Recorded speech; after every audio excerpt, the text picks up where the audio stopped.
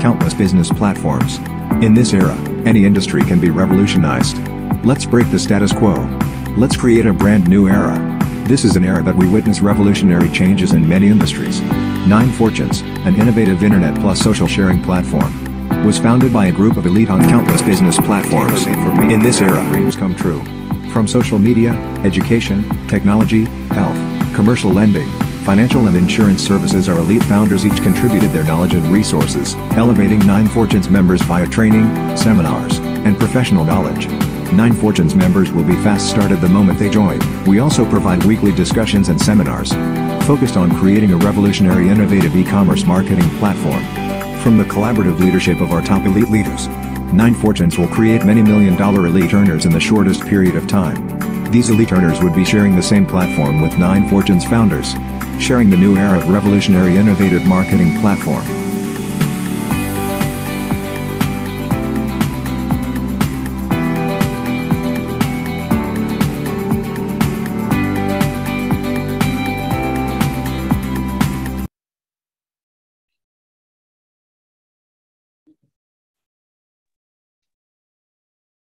Hello, Happy New Year, Yoga. Happy New Year. Happy New Year. Maybe I do a little bit introduction for both you guys.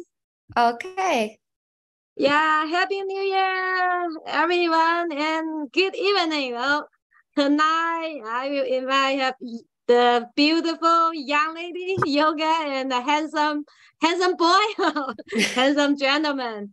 Also, they are very young, very smart, and actually they have lots of experience in the real estate investment side and also development. So tonight is very luckily we have them to share some idea.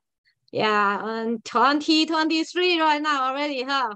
Just welcome, Yoga, welcome, Yak. Thank you, Happy Joyce. New Year again. Happy New Year. All right, okay, your turn. Okay. Zach. All right. Hold on, let me share my screen. Happy New Year, everybody. Thank you for making it tonight. I know it's right. It's the 3rd day of the new year, so I appreciate everybody being here. And then thank you, 9 Fortunes and Joyce, to host this event for us. Can you see my screen? Yes, very clear. All right, cool. Well, once again, thank you everybody for being here. My name is Zach, and my lovely partner is Yoga. And we want to start a new year off well by talk about something that's very dear to our heart. We do a lot of real estate development and investments, and 2022 was not a very smooth year in terms of the market and all that. So we just want to bring the topic and talk about how to properly invest in real estate in this turbulent time. Yes. So this is the agenda for tonight. We're going to briefly introduce ourselves. Yoga and I will talk about what's going on with the market these days, give everybody a overall snapshot of the market and also the Bay Area real estate. And then we're going to talk about, like, in this kind of turbulent environment, what we look for when we evaluate a new project and how we try to avoid pitfalls, what kind of a thought process we go through to minimize our risk. And of course, we have an exciting project that we want to share with everybody, and we follow that by a Q&A session. Let's get started. All right. Yoga, go ahead, introduce yourself. So hi, everyone. My name is Yoga. I am the founder with Zach for our development company, YDY Investments, LLC. I am a developer. I'm also a real estate agent. Yeah. And I've been doing this for a while. Started in 2006, doing developments throughout the Bay Area.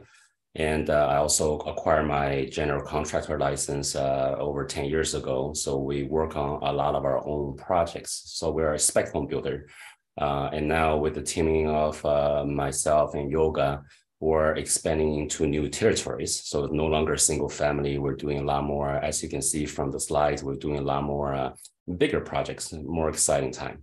So at this moment, collectively, we have about 200,000 square feet in various stages of development. And if you add everything up, it should be around $200 million in value. Yes, the pictures on the right side is all actually the rendering of our ongoing projects at this moment. They are mostly in Los Altos, Palo Alto, Malo Park, Mountain View area. Yeah, we call this area the Stanford Circle. Yeah. We also have projects in Texas and Hawaii as well. Today, we're going to focus on the Bay Area market, but hopefully in the future, we can share more about our experience in the other two states. All right, so that was a quick introduction. Now let's talk about what everybody wants to hear, what's going on with the market. Yes. So the first slide, this is the year-over-year home price appreciation. The 6.7 number is by last year, so 2022 November. So we see that year-to-year on the 2022 November, we still see the year-over-year home price appreciation at 6.7%, which means the November price is still higher than 2021. So I want to point out, Yoga, this is not a home price. This is appreciation. So Yes. 6.7 meaning that year over year compared to 12 months ago, the value of the houses went up 6.7%. Yes, but the downward trending started from 2022 July, and then we still, Optimal Blue projection still feels that the appreciation will still go down. All right. Yeah, keep going. Okay, so now let's talk about what's going on in the market, the correction. So between March 2020 and June 2022, US home price spiked at 41.3%, which means right now we are actually at a correction stage for the pandemic house booming gains. Yeah, so that's actually quite a bit. So the 41%, 41.3, that's for 2 years and 3 months, correct? Yes. The Fed suggests that the pandemic housing booming didn't just help to drive up pandemic inflation, yet it was one of the biggest contributor. It actually contributes about 3% of the increase in the consumer price index. So simply put, some deflation in home prices could help the Fed to control the inflation. And then on the right side is which area actually dropped the most during this period. We can see that was the Austin, Texas. Yeah, we actually started looking at Austin, Texas, starting 2 years ago. We had a lot of faith in Austin, Texas. It's a great area. And probably people know that Austin, Texas has enjoyed a very big upswing in terms of the housing value. So a lot of the California people are investing in Austin. So I guess it only makes sense to correct a little bit of the gains, right? So my guess is that whichever area, whichever cities I enjoyed the most booming during this pandemic time, probably will be the cities that will expect most drop. Yeah, for the correction. So the next question will be, will this year have a recession? I think that's everyone discuss about. Some people says that recession is definitely, some people think that recession is not going to happen. But even for the Fed chair, Jerome Powell, does not hold a crystal ball. And he said on the December news conference, I don't think anyone knows whether we're going to have a recession or not. And if we do, whether it's going to be a deep one or not. But I think this is a very useful chart to show what's going to happen. So let's say if we're not going to experience a recession this year, that means that there possibly will be 10% peak to through drop in home prices, which bring the home prices back to 2021 level. Right? But if, let's just say, the recession manifests, we're going to experience a recession, then there are going to be 15 to 20% drop. That brings the price to the 2020 level. regardless, in almost every market, we believe price will still remain above 2019 levels. This graph is actually very telling. So when we were working on the slides, this was the graph that interested me the most. Not only because I was quite surprised to see how much the price has climbed in the past 3 years through the pandemics, but also the two red lines indicating where we can be if there is a recession. I don't know, this picture just tells me a lot of information. Yeah, I think it clearly shows what's going to happen, whether it's recession or not. So we can be confident that no matter what, the price won't be worse than 2019, which is a good news, right? It's a great overall picture. Yeah. So let's just see detailedly. That's from the National Association of Realtors what's going to happen in 2023 and 2024. So it looks like this year they're expecting the unit sales and dollar volume going to keep decreasing, but the home price going to remain the same. And then in 2024, they're expecting the market is going to slowly come back, the sales going to go up, and the price going to go up.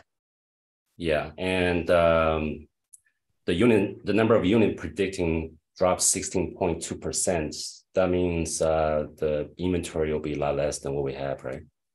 I think right now with the mortgage rate keeps going up, we see much less demand, but at the same time, with a lot of places, we see a very limited inventory as well.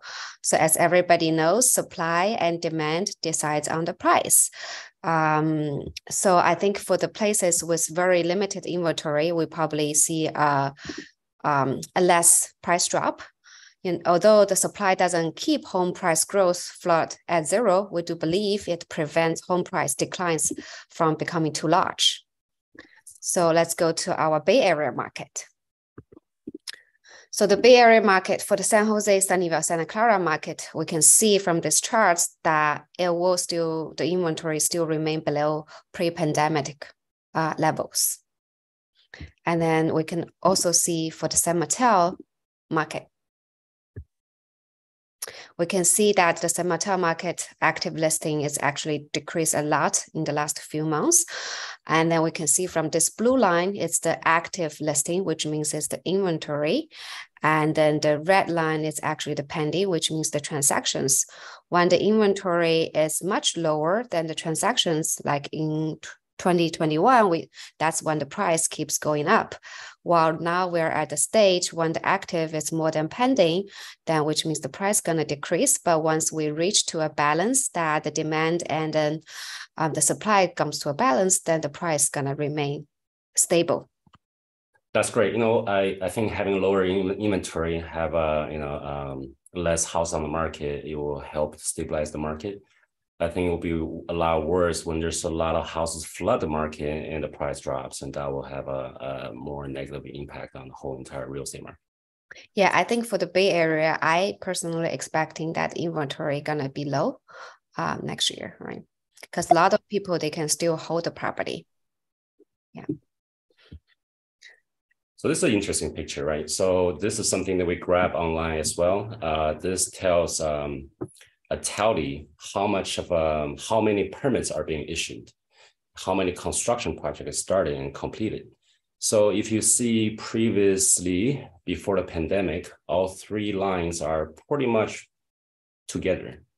Whereas in the past 2 years, you have a lot more permit and job starts compared to completion. So that tells me that, sounds like everybody throughout the US is having delays on the construction and the projects are just not finishing. But also another story this graph tells is you will see a drop in terms of the permits application and the job starts. Yeah, this is actually the data from US Census Bureau. So we can see that when the market is great back after pandemic, a lot of builders coming into the market. But now from November 2022, now we see a lot of builders pull out of the market. And then just there are still very limited new homes throughout the US, especially in the Bay Area or California. Right. So we've talked about the whole market, the big environment. Let's talk about real estate investment itself. So Zach, when we talk about the real estate investment, what's the first thing coming to your mind? Location, location, location. Yeah, the first thing we're talking about, think about is how to avoid the risk, right? Especially in the fluctuating market, what we can do to just try to avoid as many risks as possible. And the first thing when we talk about real estate is the location. Yeah, it's always the case. That's why there's the phrase location, location, location, because location impacts everything, right? I know everybody wants to buy with a good school district because those value, not only the schools are good, the housing value tends to hold, right? You want to be away from the highways, have a good commute, blah, blah, blah. So location is very important because a good neighborhood, the price fluctuation is a lot less than some of the not so great areas. Yes. So you have more buffer in terms of your real estate equity. Yes, exactly. So we, especially during this kind of market, when there is a market change, usually the more affluent cities, more central cities, they're the last to drop the price and then the first to come back, while those rural area or some not really that great area cities, they are the first to drop the price, and then usually the percentage of the drop is much more. Yeah, that was very obvious back in the subprime, the 2008, 9, 10 period, where the what we call the Stanford Circle, those nicer affluent cities were the last area to reduce price, and they were the first one to bounce back. So that's definitely something we consider when we evaluate a new project. And also in these areas, the nicer areas, the price ceiling for ARV after renovation value. So let's say you remodel a home or build a brand new home. So the new home, the price ceiling tend to be a lot higher. So you get more rewards for the same amount of work you put in. Yeah, and then also the days on market, which is going to be very important because in those kind of market, it's usually much quicker to sell while being, sitting on the market forever. Yeah. Yeah, in a nice area, one last thing is the demographics. The potential buyers, the pool of buyers might be a little different. And in the affluent areas, the buyers tend to be less sensitive to interest rate hikes, right? If they go up half a point, then they can still afford it, most likely. And then the second thing after then there was a project after we make sure that the area, the city, the location is great. The second thing we're going to look at is what's their purchase price? Are they getting just getting a good deal? Oh yeah. What's your definition of good deal, Zach? I think below market rate is definitely a reference point, right? Yeah. And how much potential the lot has on what you can do with it. I think that also determines whether it's a good deal or not. Yeah, for some investors, they're happy to get a good deal. But I think for us, for all of our projects, we have one must requirement is that we need to make the money at the time of purchase. So we only buy properties most of the time off the market, and a lot of times we buy directly from the seller. If here today anybody has a property at a good location, wants to co-develop with us, welcome to contact us as well. But we are very specific on finding the great purchase price. We need to make money on the buy. Yeah, anything you buy. We all like Black Friday because we get good deals on little things from Amazon or whatever. But house, same thing. We want to get a good value for it, and a good below market rate means that our holding costs throughout the project will be lower too, right? Whether it's the property tax or etc. So so it's very crucial to get a good price. It gave us more buffer for the entire process. It gave us more cushion to weather through any kind of hiccups. Yeah, so this picture is actually from one of the projects we purchased back in 2020, April, right? It was actually this is purchased off the market at a great downturn market. We made about $1 million in just equity for the lot value to increase in a year, right, Zach? We didn't do a thing. We're waiting for the permit for a year. and we got it as 2.68. And I think a year later, when we were ready to start construction, the neighbors were selling at 4.1, 4.2. Yeah. Yeah. So that was a very typical case for us make money at the buy. But of course, that's typical, kind of a typical Bay Area. The housing price here, excuse me, is been crazy, right? Yeah. Oh, yeah, skips. Yeah. Yes. And then after we talked about the location and the price, then there's the risk management about the challenges.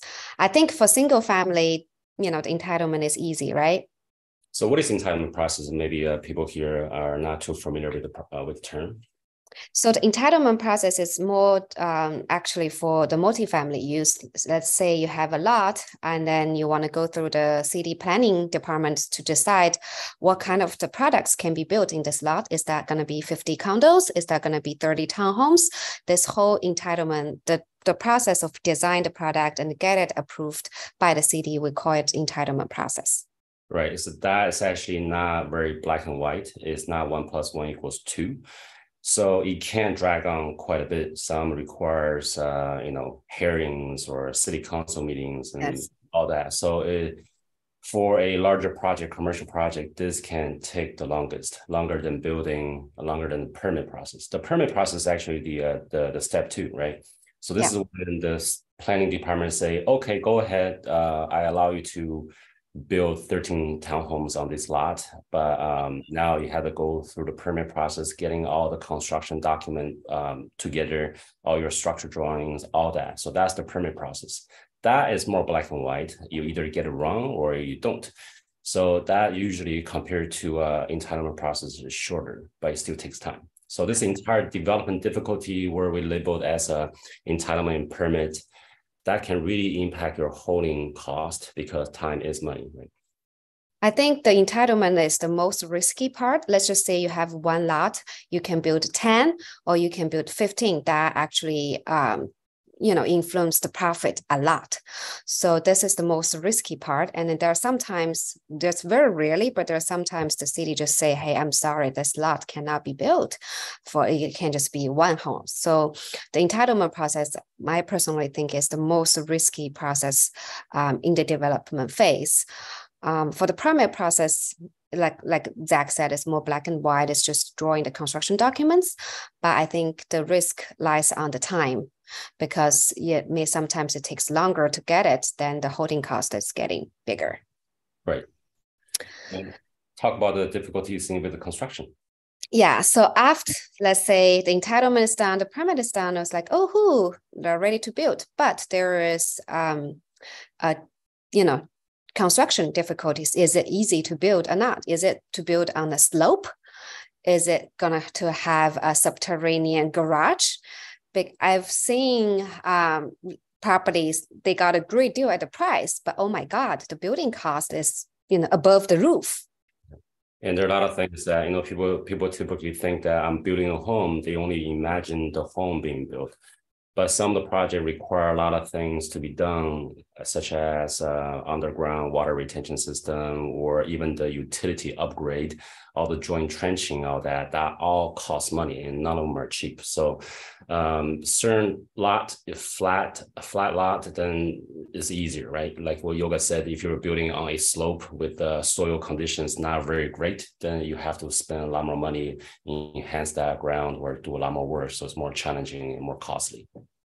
I think for the multifamily, the site work is very key fact, but it's very easily to underestimate. I've seen projects that the whole construction cost is about let's just random say 2 million, but the site work cost actually 5 million.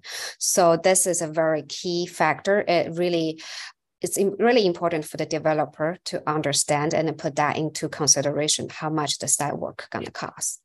Right. So now with the construction itself, the past 3 years has not been easy. I'm sure a lot of people have heard about the crazy lumber price that went up almost 4 times during the first year of the pandemic.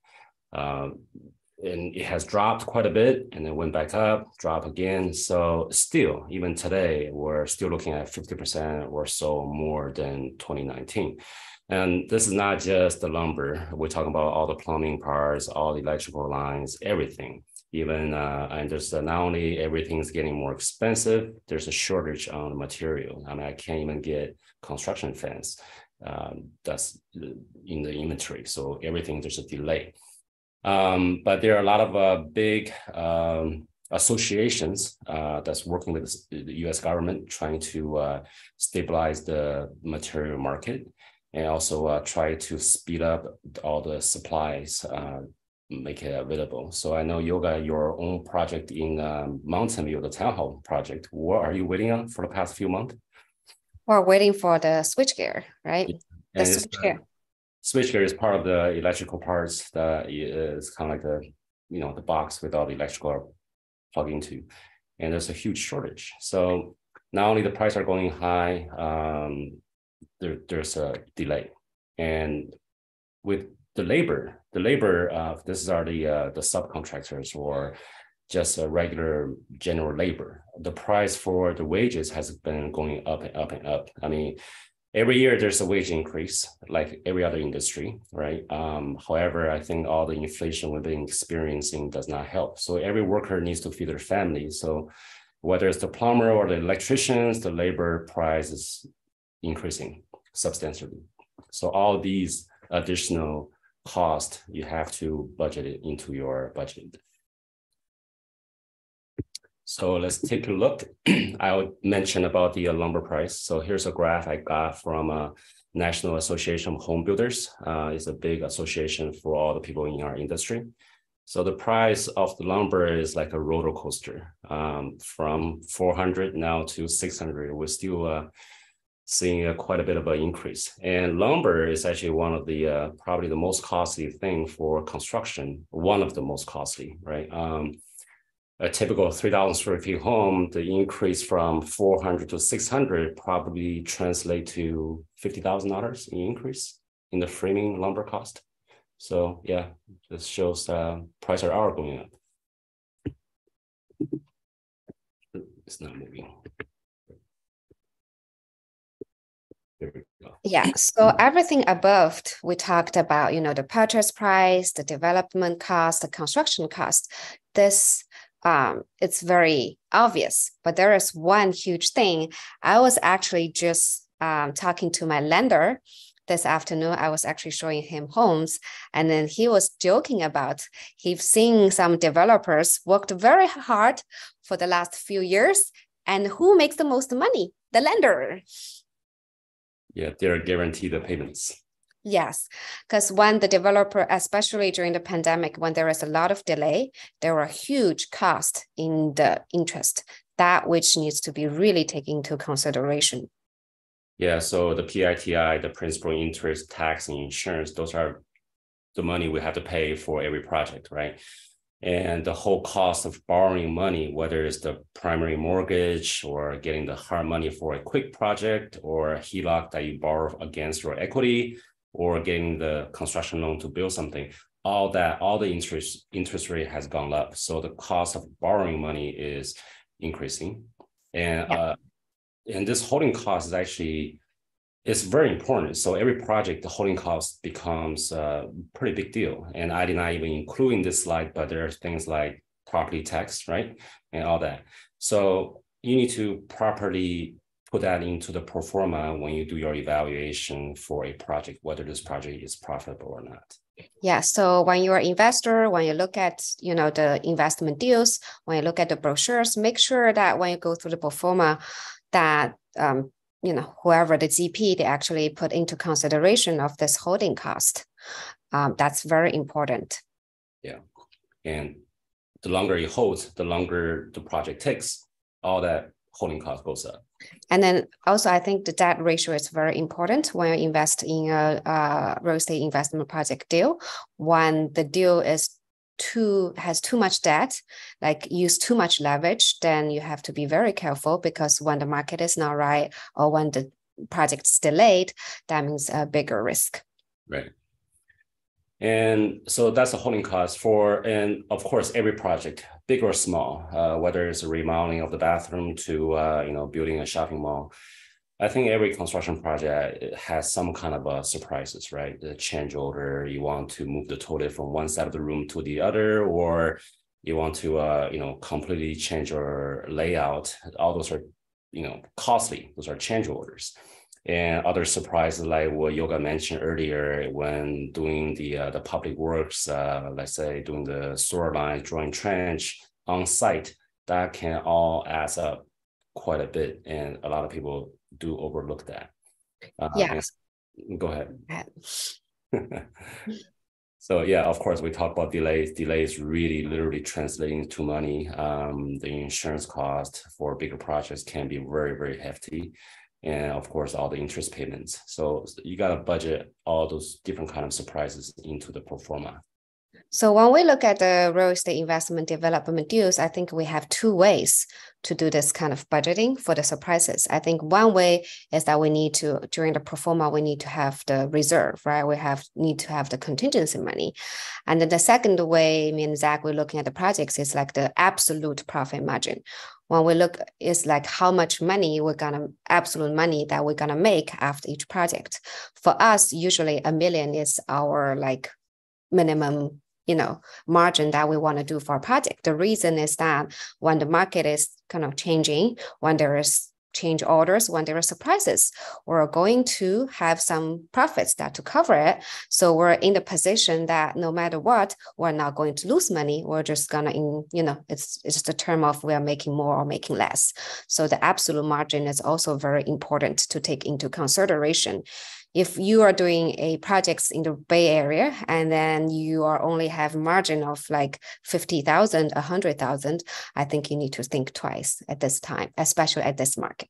Yeah, Yoga mentioned 1 million. That's for single families. Yeah, multi-units are a little different, right? But the multi-units, of course, multi-million. But I was just saying that's kind of our minimum requirements for the most of our projects. Right. All right. And then all above, it just comes to, purchase price, the cost, the surprise budget, all comes to the term ROI, return on investment, right? So go ahead. So when we talk about return on investment, it's going to be tricky because it really matters if this is a comprehensive pro forma. Is this going to be a conservative estimate? That's really kind of decides on the return on investment.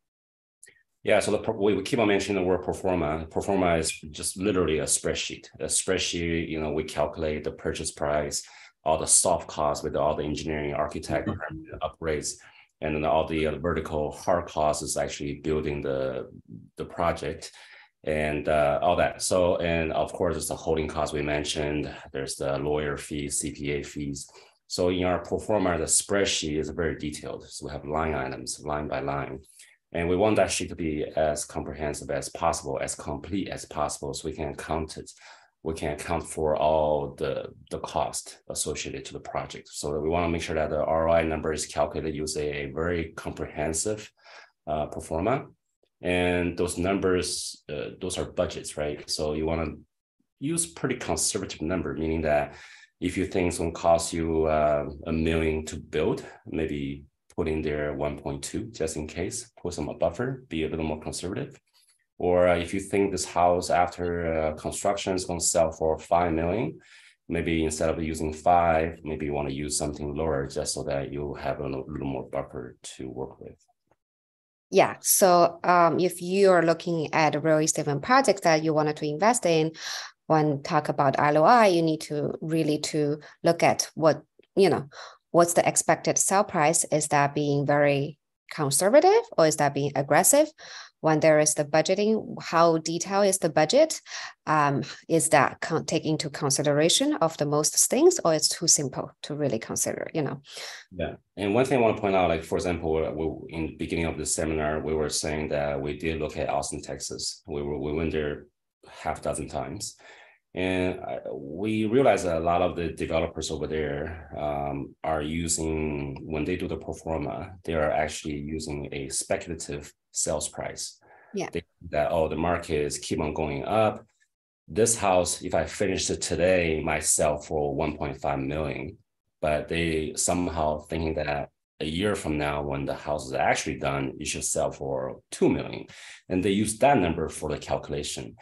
We never do that. We use today's dollar, we use today's comp, we use today's expected value to do our calculation. If the market goes up, great, but at least it's a more realistic percentage number. Should we be happy that, Zach, that you remember back in 21, there is a project, the expected return is 30%, but the 30% all comes from that they're expecting the market to be, going to that price. And we're like, no, that's not how we look at numbers. Yeah. Right. So if we look at that project, then we're stuck. We're very cautious, and I think cautious, as part of the risk management is needed. You can't be overly bullish on this kind of things, right? Yeah. All right, let's move on to the project that we have at this moment. Hold on. Oh, there it is. Yeah, so we're very excited about this project. We want to share with everybody. Go ahead, Yoga. Yeah, so this is the project we have at downtown Los Altos. It's a 50 condo medium projects. And then, we talked about, the overall market, how we're going to avoid all the risks. This is exactly how we evaluate our own project. So let's do the outlook. So this project, we actually purchased this project back in 2020. So it's already been 2 years that we've been working on. And then there'll be another 3 years. So we bought this property in 2020, which is at the low market. But when this project finished, starting to sell, will be 2025, which is going to be when the market is come back already. So we're perfectly aligned with the market upspring, right? Yes. Yeah. So 2020 was already at the very bottom of the market we purchased, and we will show you how we did it. Oh, here's a little bit of background information about Los Altos. Go ahead, this is your area of expertise. Yeah, so the Los Altos is actually the one of the market right now is still the most hottest market in the Bay Area.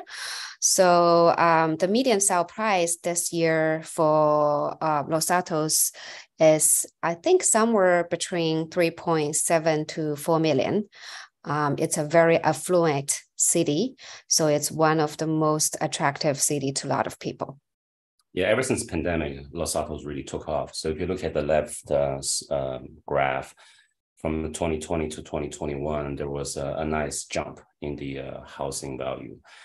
This thing is, it needs to be updated to 2023, but it's still looking pretty strong. And if you compare Los Altos on the right graph to other nicer cities, Los Altos is doing quite well in terms of the housing value. Yeah, it's actually more, too many people surprises. They don't know that Los Altos is more expensive than Palo Alto. Bigger lots, right? So I think that was one of the driving force for Los Altos back in the pandemics, is people with stay at home, work from home, they want a bigger lot, a bigger house, so they can spread around, do their works while the children studying the next door. It's not only about the lots, it's also because of the location, the convenience, and the people love the downtown Los Altos. So we talked about, right, when we look at the project, we talk about the location first. So how about the project, the location for this project? So Los Altos downtown for the past few years, for the past 10 years, I would say, is really revamping. It's becoming quite a nice place. There are a lot of restaurants, coffee shops, and supermarkets. And our location is literally 3 minutes walk from the downtown Los Altos. So you have all the downtown amenities, and it's very convenient. You can get on the highway, Foothill Expressway, very conveniently.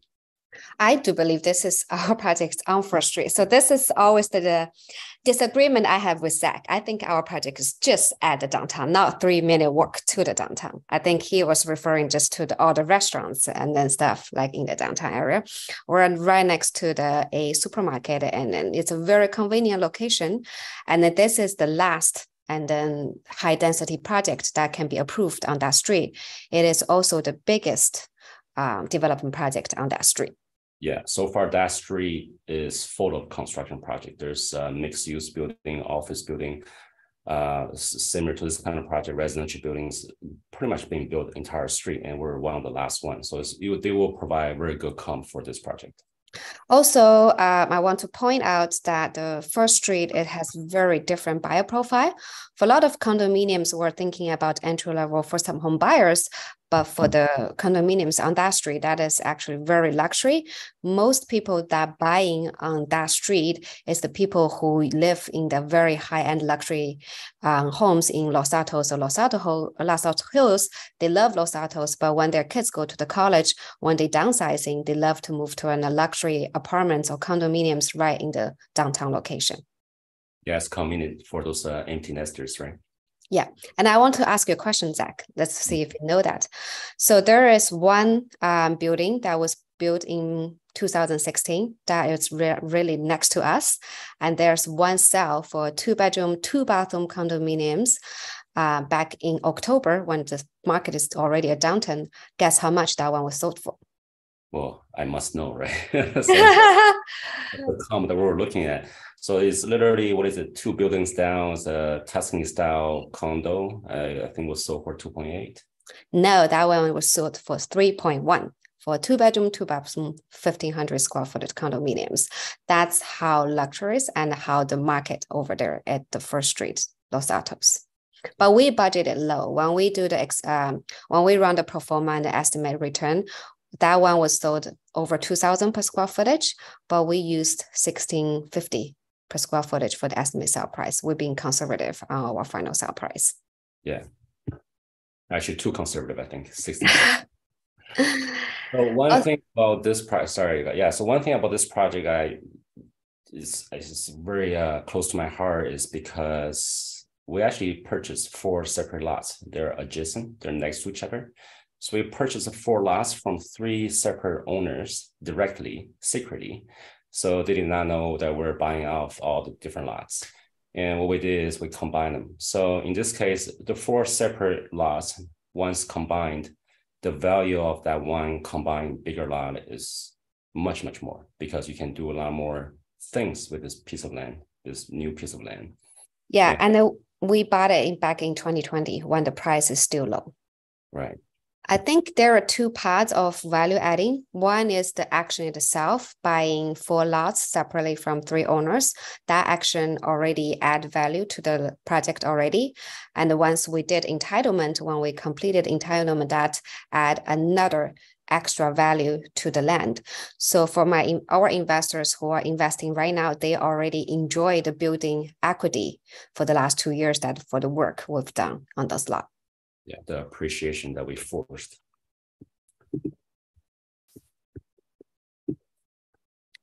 And then now it's the development risk, like we mentioned about the entitlement. So the entitlement, it's already completed last year, July. We had 4 council meetings and we got approved last year, 2022, July time. So the most risk, it's already being considered. And now it's the next step is the permit and the working on the construction. Right. And we're teaming up with a very experienced GP partners, general partners. So we're teaming up with our partners on this project. All they do is build develop multifamily units, and they do only in Mountain View, Los Altos area. So they're very well versed with the city requirements, code, and even the personnel. So that the driver behind this project is very well experienced. And the builder, the actual contractor that we are in talk with are local builders. They're actually building another similar project down the street. So they're very aware of the local standards, the building code, and all that. So those are the things that we can do on the front end to ensure a project success. Yes. And I think part of the number got cut out by the screen, but from today on, we're looking at 36 months to completion. Yeah, so the term of the investment is about 33 years. So let's talk about participation, how you can join us. So there are 2 ways for you to join us. If you wanted to enjoy the high return, about 92% project return on this project, but we we personally believe is going to be higher, then you can join us for the equity partners. Then that's going to be your 3-year term. You're going to get your investment back at the end of the project. But you are a super, super conservative investors. You want to, avoid as much risk as possible. Then we also have another program called fixed interest return that we're going to guarantee 8% return to you. You can enjoy the quarterly income right away. And the term is only 1 year for this one, the fixed interest return program. Yeah, so there's different options for different people with the different. For the fixed interest return, no matter our project is successful or not, you're going to get your 8%. We take the risk. I think that's all we have. Maybe we can reset. Time is about 7:45. Yeah. So that's all we have prepared for today. Thank you everyone for joining us. Now it's time if you have any questions. The minimum. So the minimum for if you want to be our equity partners, that the minimum is 250,000. But if you want to be our fixed interest partners, that the minimum is 100,000.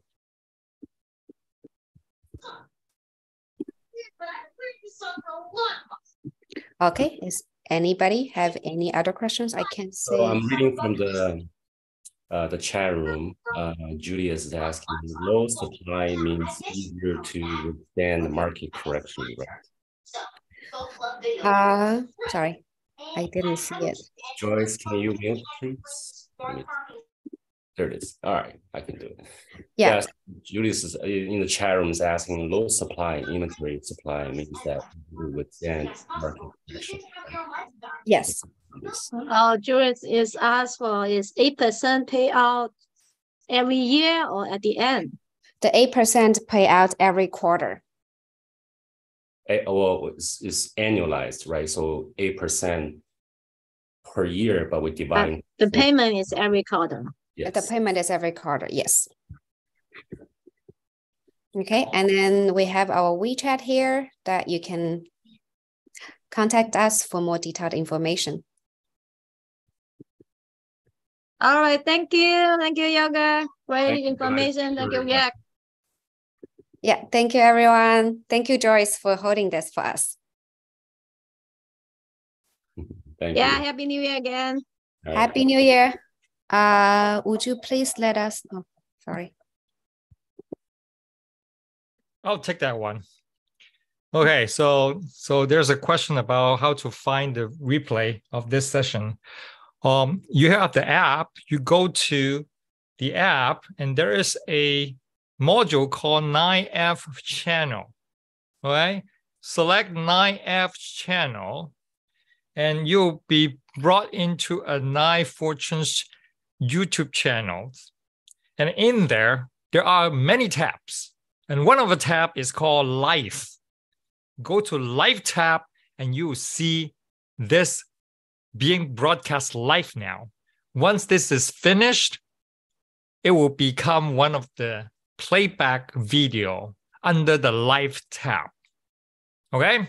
9 Fortunes app, go to the 9F channel, and then inside there, the Live tab, and you will find the playback. All right? And with that said, and thank you, our wonderful speakers, and thank you, Yoga, and thank you, Zach, and for the wonderful evening and full of information. Thank you very much.